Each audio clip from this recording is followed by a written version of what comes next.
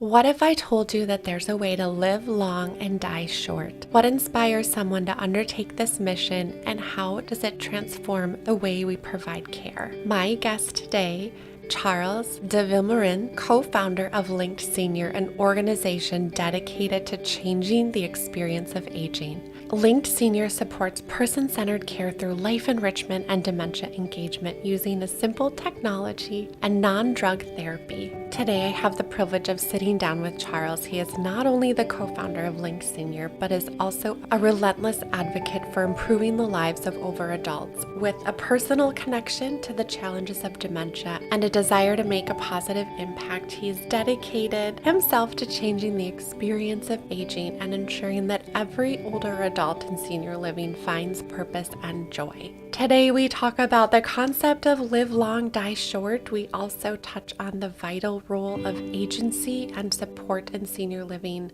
with a focus on empowering families to advocate for their loved ones. We also talk about ageism and the challenge we must confront head on, and that purpose should be a basic human right, regardless of age. We explore the role of data in enhancing the quality of life, especially when it comes to time spent alone. And we look at the impact that Linke Senior is making while supporting person-centered care and empowering staff to meet the unique needs of each and every resident, no matter their physical and cognitive condition, and how it's a wonderful tool to facilitate connection with those families. Here is my interview with Charles. Hi, Charles. We finally get to be here together. I'm really looking forward to this. Thank you. Yeah, thanks for inviting me, Nico. I'm a big fan of your work. I love the way you prepared us for today. I'm excited for the conversation. Thank you. Likewise, I remember, I think came across you and Link Senior on LinkedIn a few years ago and was drawn to how you represent older adults and the passion you have behind wanting to make life better, not only for them, for the people that serve them. And I think we met first at a conference, right? Correct, yeah. Life I and think it wasn't it in Minnesota? It was. Yeah, I think I remember that. Yeah, It was, yeah. I think we found each other and I wanted to meet you in person. So, and since then, we were able to be just together at the Tipa Snow Positive Approach to that's Care correct. conference, which Yeah. was wonderful. We had a chance to visit, which is always, I find so valuable, right? Where life is so busy, especially at these different conferences, but to have time to catch up and then hear what you're up to, and yeah, it was great. So thank you. It was great. Well, gosh, we when we visited at Tipa, we got into conversation around a few different things in terms of engagement, dementia care, some different aging philosophies, ageism, Hmm. and I reached out and I was like, I want to talk about all of it because I love your lens on it. But first, I want you to share what you are up to now. I know we're going to get into that more deeply, but what personally drew you to this field of older adults, senior care, and focusing on that engagement and dementia care piece? Well, I would start by saying that I think for many of us that work in aging and or senior living, it wasn't the kind of care where you just kind of get up one day and go, oh, I'm going to do that. I mean, I remember many of my friends saying, why are you doing this? Why old people type of Right. thing? And I was like, well, because it's cool and it's interesting. So I reflect sometimes of why I do have, like many of us, unfortunately, but less of this ages or less with this difficulty of thinking, well, maybe senior living isn't that sexy and so on. Mhm. So I think this was probably and really a lot of luck due to some of our family values around, every member of society is equal and that type of thing. And I was just very lucky to have amazing older adults in my family. Mhm. So my grandparents, my grandmothers, aunts and uncles, and so on. So that's kind of the background. In a shorter time frame, I came to the US 20 years ago. I was very lucky to come to the US because I was born and raised in France, but because I was very inspired with this concept of the American dream. Mhm. This so for me and many French people, many people around the world, the American dream is something that you're drawn to. And I, at the time, worked in consulting. They allowed me to study at Georgetown, where I wrote my thesis on nursing homes from a social science perspective. So suddenly I'm spending a lot of time in these places. And, it was kind of interesting. And it was when the iPod came out. And, the iPod, the promise was that you could have 1,000 songs in your pocket, but I would literally see people dying of boredom and loneliness and so on. So that's how the premise of Link Senior started, and yeah, so that's how I fell into senior living, Right, and I right. stayed. Yeah, We do. We have that story that draws us in. You're right. I remember, okay, so 20 years ago myself was studying gerontology, and I remember everyone around me was saying, Jaren, what? Like they didn't understand yeah. what it was. It was a newer degree, and I had a hard time finding a program, honestly. Now I know it's much more prevalent, but I relate to that. It was like, what are you doing? Why are you studying? Why are But you still studying this? today, I'm invited in, I think March or April to speak to healthcare students because many of them want to, branch out in different career. I hear that the ones that are the most popular are like younger children, Right. and not enough are considering older adult, which is probably one of the reasons also why we have this current staffing crisis, is that we just don't have enough trained team for this population.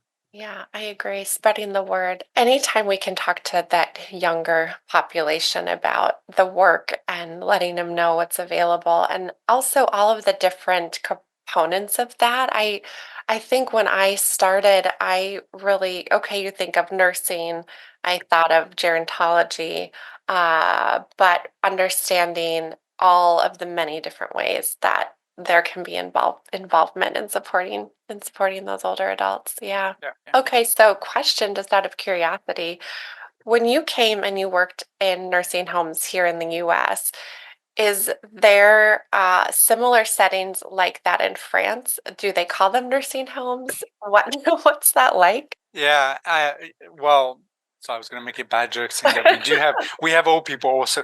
No, Right. I think so. Yes, of course, we do have this concept of congregated settings.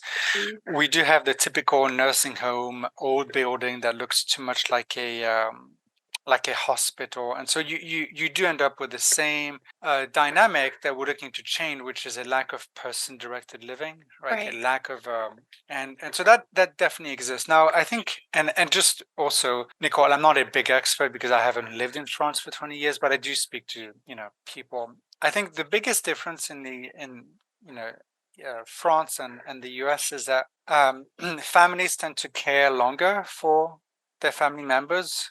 Here in the US, a typical family might be spread out across different states. It just makes it more difficult.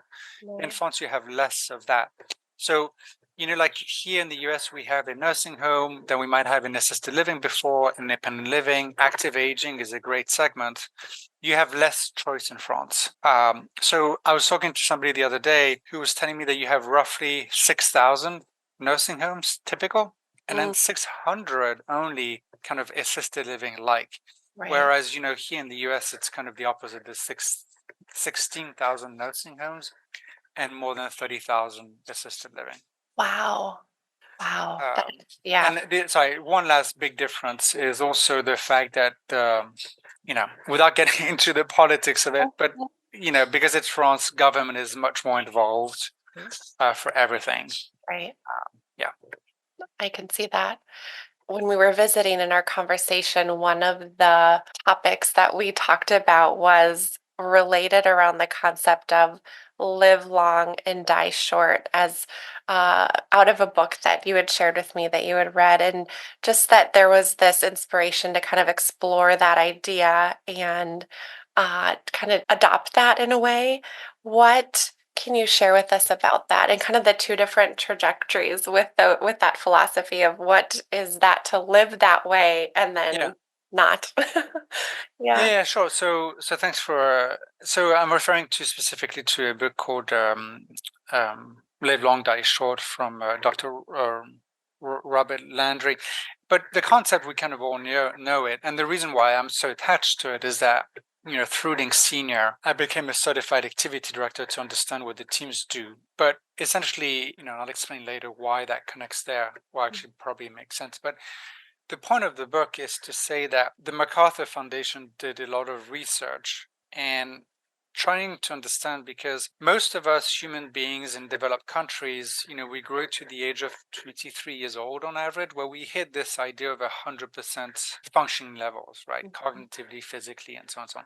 And most of us, we stay more or less there until the age of 50-ish. And then after that, there are two clear trajectories. One of them, which is the bulk of us, like probably me and most of us, is that around the age of 50, we start a gradual decline until we pass away, whatever age. So that's a gradual decline. Now, the interesting part and the focus of that research, of that book, was to look at, there's about 5% of us where we don't start declining at 50, we just stay high. Maybe we have an event like we break a hip, we lose we lose a close one, but we tend to have built-in resiliency where we bounce back up. And then you'll see the graph. Yeah, if you Google it, you'll find the graph. But basically, this 5%, when they get to a later age, they just die. So like the curve seems flat all the way for them until they die. And the point is that all of us, I mean, most of us, we want to live that way, right? We don't want to decline. And then whenever it is that we die, we don't want to even know we're dying. We just want it to be gone and done, type of thing. And so the study was about, well, what's the difference between these two trajectories? And it turns out, which I think is super exciting, it turns out that it's nothing to do with your genetics. It's nothing to do with where you're born, where you're from. Although obviously that might influence, but it's not like something that you can't change. It's all about lifestyle. It's all about this concept of wellness. So staying socially active, physically active, cognitively stimulated, and so on. And so this 5% of people are better at being like that. But I think what it also sends in terms of message is that any one of us, literally any one of us today or tomorrow, can decide to act on that. And it's what excites me is that we have a great sense of agency, right? We can define the way we're going to live the rest of our life. And I think that all of us know that. I like the graph because it speaks pretty well, right? You probably want to be in the top there, not there type of thing. And then the reason I think it's also interesting for senior living, where we tend to operate, is that that's what activities is about, right? It's about connection, it's about engagement and purpose and so on. So it really gives power to the activity director. Sometimes I like to say that, purpose is a basic human right, but that's kind of what we do in activities. It is. Yeah, the visualization of that, which leads me to my next question. And we have the data, right? I think that's so important. When you look at that graph, we can see like how important that is. But also with senior living and families, and you talk about agency, how crucial of a role we play in the lives of the older adults that are our loved ones. And oftentimes we are caregiving, even though our loved one is living in a community. I hear a lot from families where they feel that they are still that family caregiver supporting their loved one in various ways, whether it's visits and medical appointments and things like that, and the agency. But how in senior living do you suggest, and can families really exercise that agency, and what should they be encouraged by in terms of asking for that support and that purpose for their loved one? That's a great question, because I think that sometimes there's a disconnect between the senior living provider and the family. What's the ideal state? The ideal state is that there's an ecosystem around that resident, that person going through that journey. And whoever's in that ecosystem, whether it's a family member, a care partner, even a friend, right? Like many people stay connected with friends from the outside. Like, how does that ecosystem kind of create a collaboration that is really beneficial for the well-being of the resident? So I like to think about this as a collaborative ecosystem. Now, obviously, Sometimes it works, sometimes it doesn't work. And often it doesn't work because of a lack of communication, a lack of transparency. I'm not going to say that senior living providers are perfect there, but I would also say that family members aren't either. Like many of them, they're going through guilt and, different stages of, I'm not taking care of my family member myself. So I think sometimes people lose sight of the end goal. But in the end, I think that everyone is deeply vested, interested and vested in collaborating. So I think that, podcasts of yours, sorry, Nicole, but I have to say, like, I think that initiatives like yours and your work, I think that's what's needed, both for the senior living providers and family members to hear more about, hey, I'm now a caregiver. What does that mean? I need to collaborate. I can't do things on my own. And same thing for senior living providers. Thank you. Yeah, I know I was having a conversation actually with a colleague at the think tank. We were talking about that. And she was visiting with a family member. And the family member had one perspective of Mm-hmm. how the professional came in the room and needed to manage different things. And the professional had a perspective on how the family was showing up and working through their schedule. And they both wanted the outcome of success for their loved one, right? Or for the person that they were caring for. But the perspective was totally different. The family member thought the staff was ignoring her, and the staff was saying, I'm taking really good notes because I'm charting and I care so much about the person I'm caring for, Yeah, right? yeah. So it's in those conversations, and even with the podcast or hearing different perspectives, that we start to create this understanding. And in that, we can grow in relationship, support each other. So, thank you for being able to dialogue with me about that and just giving people right the perspective from those different directions. Sometimes I feel that family member lose the idea. Maybe it's not clear from the get-go, but if I'm a typical assisted living or memory care provider, as a business, I want my resident to live longer, better, because that's good for my business, right? Mm. And so that's sometimes maybe not as clear, I would Right. say. Right. Yeah. Yeah. Interesting thought. Absolutely. And with senior living, there's importance also on choice and being able to have access to a variety of different things. Right. What are your insights on the benefits of being able to offer that choice and the different modalities we have to meet those residents where they're at? I'll try to not talk all day long on that one. I would say so. No, but I'm like so passionate about that one, Nicole. But if you want, I can just start sharing a few ideas. Like, I don't know what the right number is, but the other day I saw online that you and I make about 35,000 choices every day, right? So the Mm, American person, typical American person, grown up, from the minute you get up to the moment you go to bed, you make choices, right? Like what color socks, like what am I going to eat, and so on. And so this 35,000 choices, whatever the number is a high number. Now, if you think about the typical resident in senior living, how many choices do they actually have every day, right? And anyone that knows a little bit senior living is probably going to go, oh, yeah, way less than 35,000.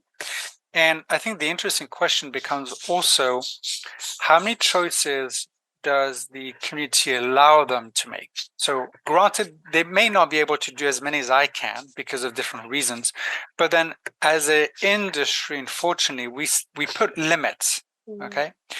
And so I think that's really important, because if you go to the website of any senior living community, it kind of doesn't really say that, right? It says, "Hey, move here. right. We engage. Everything's personalized all the time. Blah blah blah." And there's a huge disconnect, unfortunately. I mean, it's trickling by the day, right? Because the industry, I firmly believe the industry is improving every day. But I Yeah. think that gap is in a way what excites me, because that's where so much of the potential for senior living remains. So, in your expert advice, how do you recommend that gap gets closer together. Right. Yeah, I mean, Or for the me, bridge to it's that. Yeah. yeah, What do you hope to see? for me, it's 100%. It's a cultural shift. Oh, It's a cultural. I mean, you Nicole, you go to senior living communities. mm, I'm going to describe something that you probably lived. There are communities where you just walk in and you just walk in, but there are communities where you walk in and then the minute you're in the building, there's a sense, like there's a special vibe, right? There's a special energy. There's something going on, which is really hard to define. yeah. And that energy is cultural, and I think it starts from the culture. Obviously, it's easier if it starts from the top, but I think it's largely educational for team members, for care partners, for caregivers. We spent some time together at Tipa Snow, Mhm. but Tipa Snow, the pack education is, and there are other ones, but is all about that. Regardless of your cognitive journey, whatever age, how do you listen to the resident, to the older adult? I'm so glad you brought that up. There is those communities, yeah, that I've walked in, and there are some in my area that I visit, and one I volunteer at regularly. And the community itself is lovely, but it is not brand new with all of the fancy features. Yeah. But there is something about the warmth and the vibrancy. The residents are happy, the staff is really engaged, and you can tell that they have a sense of uh, gosh, they're all working together for that common purpose. And I will recommend that community to families over the brand new one that was just built that's super fancy nearby because of how I experienced the culture being in that location. So I'm really glad that you brought that up. And there's when you talk about purpose, Hmm. and that it being a basic human right. The example also in those communities that I see is that when the staff are educated, uh, Hmm. like from Teepa Snow or even from a community level, and they are empowered with tools of how to serve the people, that I think gives them that confidence to work well with not only the family, with the residents, the older adults that they serve. So that piece on culture and purpose, which we'll continue to talk about, because I would love for you to share how you see that being fostered in the lives of the older adults, especially those. I know you have such a heart for educating around dementia care. I've learned a lot from you and the webinars that you guys do. So, Thank you. I mean, yeah, it's choice is if you start limiting choices, you start to limit humanity, basically. I just firmly believe that. And it's not only about all people, it's just any one of us. And like the minute we have less choice, it's not a good thing. I know actually being in the US, the US is so much about freedom, which is a great thing. yeah. You know, um, the opposite of freedom is lack of choice, basically. It is. Yeah. Yeah, it is. With the feelings around aging, and I know uh, that does vary culturally, but ageism is this prevalent issue in our society. How have you addressed this ageism, and what can we do, right, as people, as members of our community, to counteract that and to combat it and to spread more of that positivity out into the world? We just need to talk about it. Yeah. Right.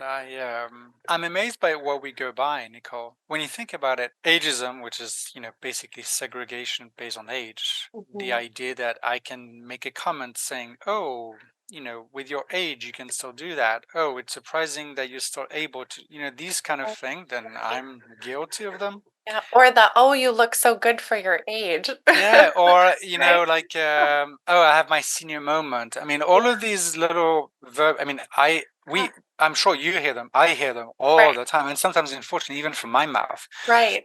But the point is that if you look at it, just you really, so I get passionate about that one as well.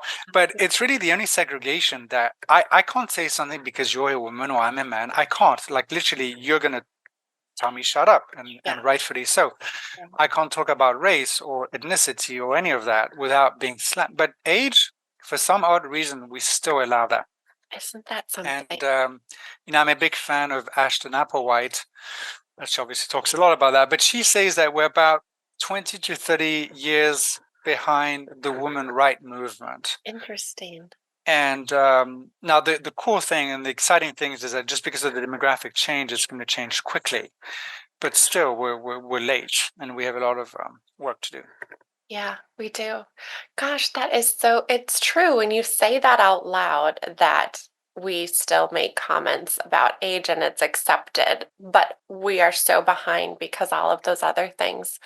There's also data in terms of how we spend our time. And there's a lot of conversation around, combating isolation and having socialization, which obviously we lean into those things. We got into a fascinating conversation about time spent alone, right? And the quality of time spent alone. And does that aid in our mental health and our feelings about ourselves? So I want us to rehash that a little bit because I thought that Yeah, was such an interesting concept of we are too as we get older. We do spend time more on our own. We're not in the workplace, and yeah, how do we lean into that and make it rich and full of quality? yeah. And so, I mean, I think we're referring to this article that I mentioned. I think it's an initial data set that was presented first at the World Economic Forum, and I think there was at least one New York Times articles. But basically, if you Google, who Americans spend their time with by age, you'll find the graph, and it's pretty fascinating. It's color coded, and basically from birth to 80 years old, it tells you on average who we spend time with, right? Are we spending it alone, with partners, with family, with friends, children, or co-workers? And yeah, I mean, like when you it it we spend more and more time alone starting from the age of 30, 40ish, according to this graph. Mhm. But when we hit the age of 80, we're spending about 476 minutes. So I guess that's like 6 hours a day alone, and that is almost double than what we do when we are 30 to 40. And for me, I'm okay being alone.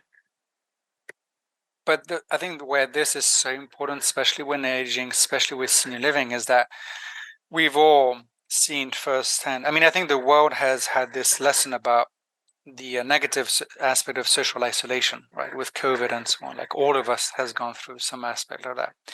And I think that goes back to this notion of choice, right? Like I'm happy to be alone if I decide to be alone. But if I want to be with people and I can't because I'm segregated by age or because my environment doesn't allow me, like I'm aging at home, or maybe I should be in a senior living community, or if I'm in a senior living community but I don't have programming activities for what I want or desire, then all of that contributes to um, it's one of these social determinants of health, right? And sorry, so that's a long, I think, answer to Yeah, your question yeah, about, yeah, it is. does that Yeah, it is. It's fascinating. Yeah, when you it is look at fascinating. that.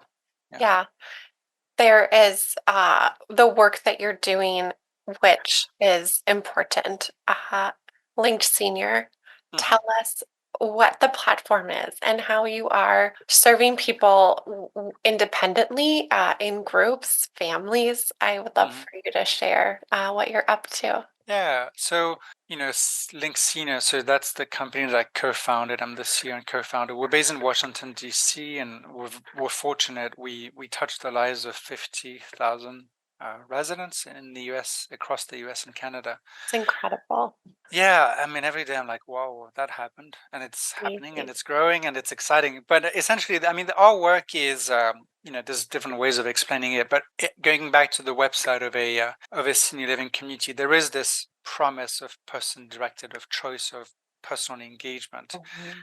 and essentially, we help a provider accomplish that. So, it's in a typical setting. If I'm an activity director, which technically I kind of am because I'm certified, but you have about 60 residents that you care for, that you provide engagement with.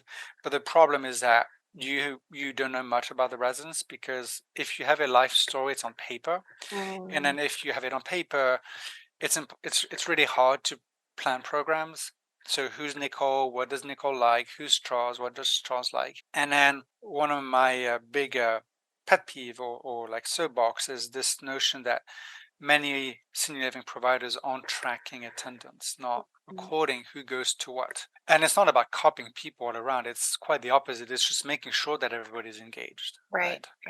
So essentially, Link Senior solves that. We create environments where any team member on the floor can engage any residents almost instantly. So we take data about the residents. Very exciting now, we're developing recommendations, so prescriptive engagement using AI, so that we don't have that yet, but we're coming out with that in 2024, the first half of 24. So I'm super excited about that. Yeah, it's cool. And then we have an app that delivers programs. So you at the tip of your finger can have things for the French, for people that like any kind of music or religion or whatever. Right. And then we could record it all. So we've essentially digitized the workflow of a typical activity director so that they can do what they love, which is to be with the residents, essentially. Right. That's incredible. I'm excited about that. It's so needed. And given data, right? I think it's so important. I remember seeing on the Linked Senior website just the data in terms of like how much you are increasing that engagement and providing resident. Can you just share some of those numbers? We can kind of really see the big impact that it's making. Yeah. So there was this CDC report on a few years ago that showed that a typical nursing home engaged their residents 11 minutes per day, right? So that's not much. No. And in assisted living, that was 20 minutes a day, which is unfortunately still not much. We tend to double to triple that within 45 to 60 days. Yeah, I mean, essentially because of the efficiency gained. Right. And also the fact that we make it very easy for other team members to engage residents. So that's usually a big source of opportunity. What we've also learned and we've demonstrated is that we can double to triple the amount of one-on-ones in memory care, which is also a huge impact on quality. Absolutely. When you talked about the attendance, it was very interesting in the community where I had worked where I was director. Our regulation was we took attendance in our chronic care nursing home part of our building, but the attendance was not required for our assisted living, independent living part of our building. Given that I was director over all of it, the more regulated side at that time, and then assisted living is becoming more regulated, but at that time it was not required. I still made the attendance mandatory. Given that, I thought it was important for us to see where do we need to have those touch points with people that we potentially, were missing, and we could track that, right? We could say, and then we could see patterns, I think, too, in what their interests were, what they gravitated towards. We understood what programming we needed to provide. So I think that that's huge that you're able to capture all of that with the life story. And again, at that time, we took the assessment and captured a little bit of that life story. It was not as comprehensive as it could be on paper.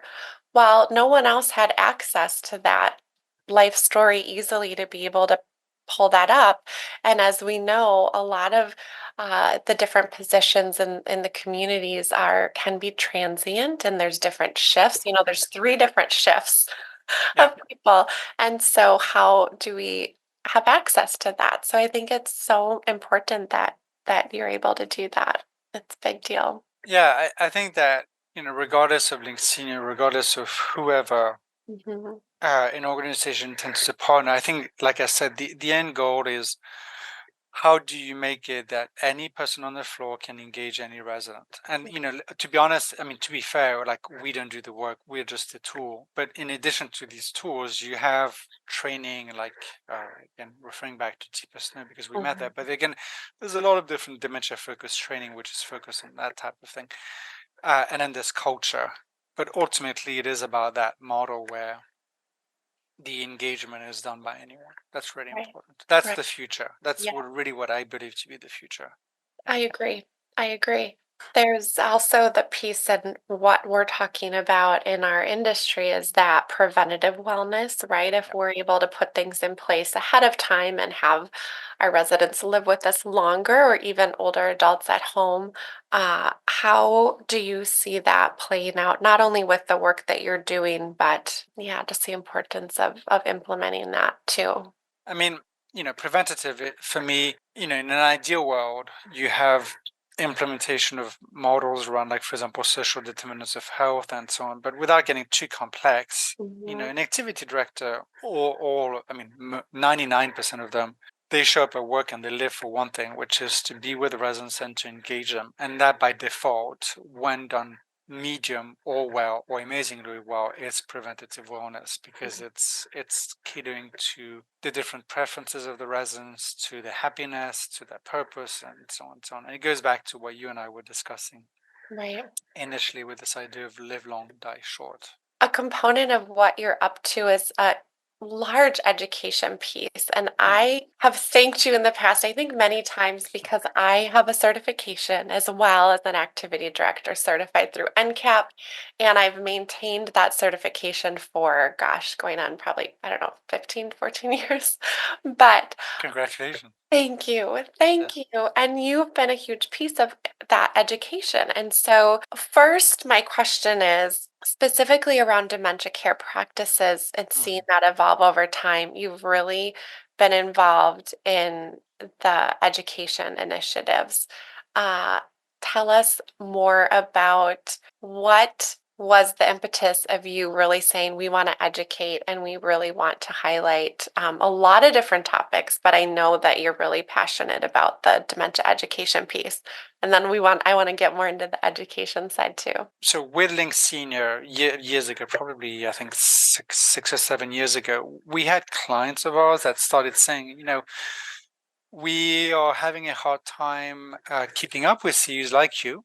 And some of them were saying, they were activity professionals saying, unfortunately, my company doesn't allow me to get out and get CUs and so on. So we're like, well, we know a few people. Maybe we can just put on a webinar once a month and see what happens. And then ultimately, that's kind of how it started. And at the time, Nicole, we were happy if we had, I think, 50 people or 100 people. I mean, that was a good month because we weren't really invested in it. It was just kind of a thinking of, hey, clients are asking, why not help them? Right. And the thing is, the word of mouth grew, and then we started attracting. We didn't really kind of say it's only for Link Senior, and technically it was difficult to enforce. But the word spread out, and we kind of started having more of it. So that was cool. That was exciting, and I love just these discussions with different professionals. But what happened is when COVID started. We were like, oh, wow, something's really happening here. Like, what can we do to support the industry? And it was an interesting time for us because I was close to NCAP. And at the time, there was just very scarce information about COVID itself and what was going to happen and the regs and all of that. So it was also this time where all the conferences were being canceled, right? So what we decided, because the conferences would be canceled, like we were like full on, let's go, let's give education. And so we moved to a twice a month series called Activity Strong. And obviously the word means it all. It's about empowering activity professionals, educating them, but it grew now to, we have anything from 500-600 to up to sometimes 1,200 people that show up every 2 weeks. And with the spotlight on activities, what's also been exciting is that it's no longer an activities thing. We get anything from nursing to dining to marketing to operations to regional people to corporate people. And believe it or not, it's grown also internationally, and I never thought it would be. But like, we even filed for CUs in New Zealand because somebody in New Zealand was like, hey, can you do that? And we were like, well, why not?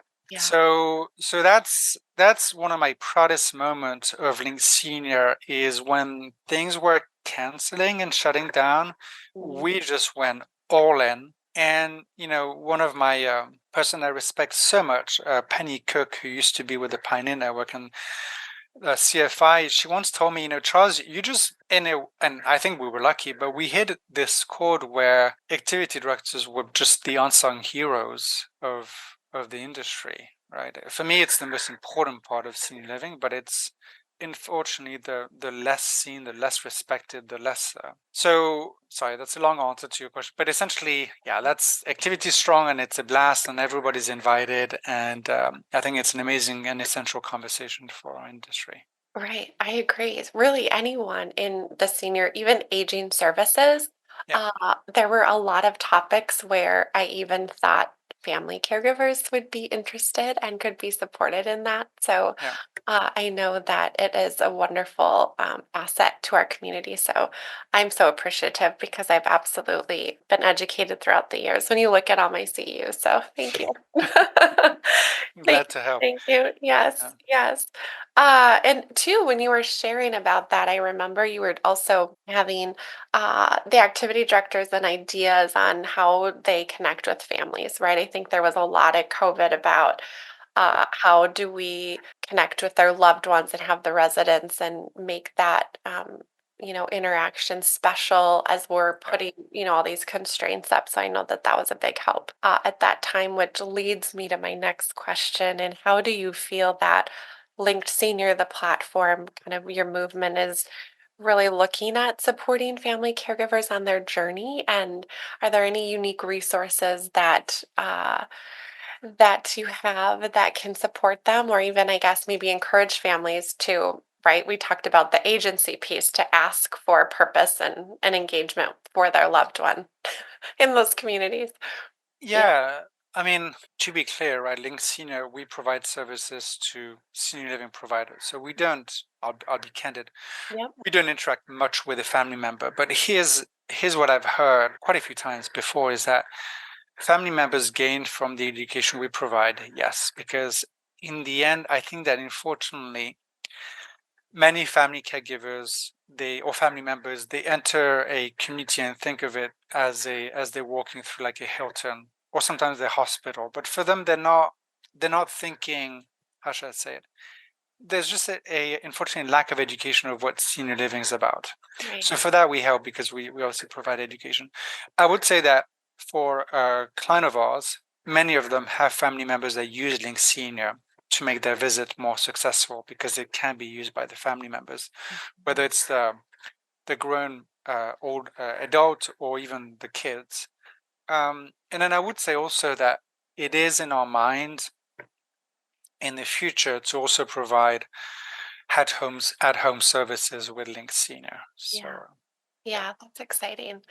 And when we have a tool with our loved one, I know when I would bring my son to visit, even my grandma when she was living Hmm. in a community, it was so helpful to have something we could do together that it Yeah. wasn't that we're just sitting and, for a young person or even an adult child, sometimes we don't always know what maybe to talk about. So having something to facilitate that interaction is really, really important. So, yeah, it's a great tool.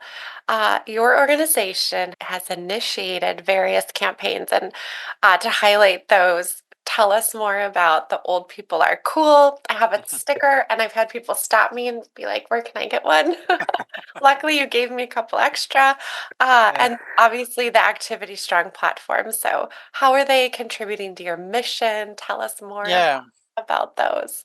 Well, let me start with activity strong, just because we kind of hinted or discussed it a few minutes ago. But I really believe that activity directors are just essential. For me, it's the most important part of senior living. I don't think there's really senior living without that notion of purpose every day, and that's what activity professionals do. To put that in perspective, I have this mentor in front of mine, Marvell Adams. He was one of our webinars one day, and he used to be a CEO in different senior living organizations. But he explained it, and I think a cool way of understanding it, which is that if you're in a community and if you turn around the corner in a corridor, right, and you see like a med tech, like a nursing person giving out medication, automatically the bulk of us are going to go in a mode, oh, that person is doing an important job. Let me not interrupt that person. I'm not going to interrupt that person, right? That's important.